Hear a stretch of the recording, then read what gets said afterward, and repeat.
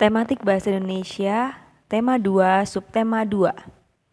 Penggunaan kalimat efektif. Apa itu kalimat efektif? Kalimat efektif adalah kalimat yang ditulis dengan baik dan mudah dipahami oleh pembaca. Lalu, bagaimana sebuah kalimat dapat dikatakan sebagai kalimat efektif? Berikut ini adalah ciri-ciri dari kalimat efektif. Yang pertama adalah unsur pokok kalimat minimal subjek dan predikat. Contohnya, ibu pergi. Pada kalimat ini terdiri dari dua unsur pokok, yaitu subjek dan juga predikat. Jadi, kalimat efektif harus mengandung minimal dua unsur pokok kalimat, yaitu subjek dan juga predikat.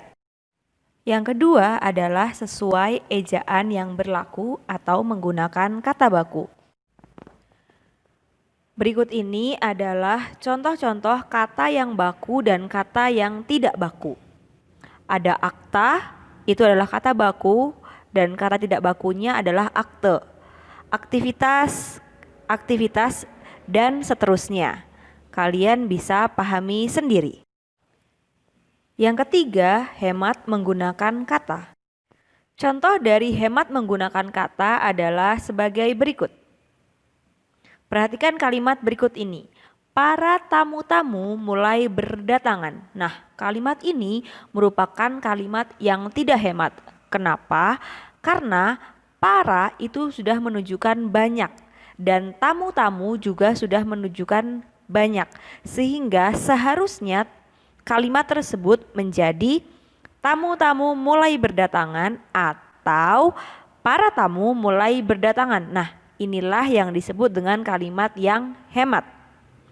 Contoh berikutnya adalah saya tidak suka buah apel dan saya tidak suka buah durian. Pada kalimat ini kita bisa melihat bahwa ada pengulangan kata, yaitu saya tidak suka buah. Nah, pengulangan kata dalam bahasa Indonesia itu termasuk kalimat yang tidak hemat. Seharusnya kalimat tersebut dapat ditulis menjadi saya tidak suka buah apel dan durian. Ini adalah kalimat yang hemat.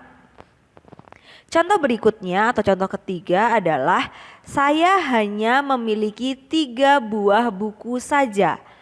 Pada kalimat ini kita melihat ada kata hanya dan juga ada kata saja. Hanya dan saja memiliki kemiripan arti sehingga kalimat ini merupakan kalimat yang tidak hemat yang seharusnya dapat kita tuliskan menjadi saya hanya memiliki 3 buah buku atau saya memiliki 3 buah buku saja. Yang keempat, struktur bahasa tepat. Contoh penggunaan struktur bahasa yang tepat adalah perhatikan kalimat berikut ini. Kota di mana dia lahir kini hancur karena gempa. Kalimat tersebut bukan merupakan kalimat yang menggunakan struktur bahasa yang tepat karena kata di mana merupakan kata tanya. Seharusnya kata tanya dimulai di awal kalimat sehingga kalimat ini merupakan kalimat yang tidak benar. Kalimat yang benar adalah kota tempat dia lahir kini hancur karena gempa. Contoh berikutnya adalah dengan kita punya kemampuan menggunakan teknologi baru, segala pekerjaan akan lancar. Kata tidak punya itu kurang tepat digunakan dalam kalimat tersebut. Sehingga kalimat yang seharusnya adalah dengan kemampuan kita menggunakan teknologi baru, segala pekerjaan akan lancar.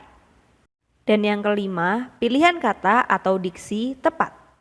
Contoh pemilihan kata atau diksi yang tepat adalah perhatikan kalimat berikut ini. Mahasiswa perguruan tinggi yang terkenal itu menjadi Putri Indonesia tahun ini.